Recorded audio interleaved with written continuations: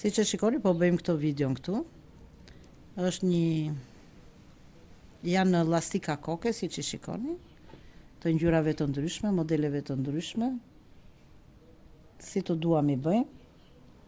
Për momentin kemi këtu 2 ngjyrat edhe i kombinojmë. I bëjmë edhe një ngjyrë lishe si që janë me këto leshrat këtu. Edhe me ngjyrat që ne preferojmë. Unë po i punoj sot me këto. Si që shikoni, përdoren këto lastika të ngjyrave të ndryshme.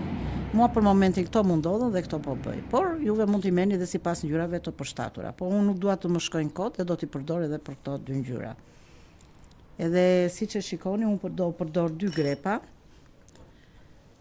Ky është grepi numër 4 që po përdorun, që po filloj modelin dhe punën, pastaj e vazhdoj me modelin me grepin tjetër.